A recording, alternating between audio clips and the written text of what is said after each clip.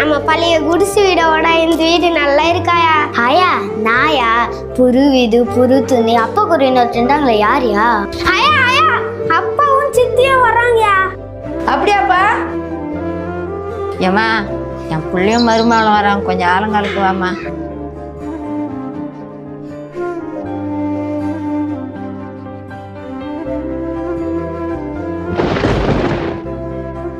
இந்தேம்மா தண்ணி குடி.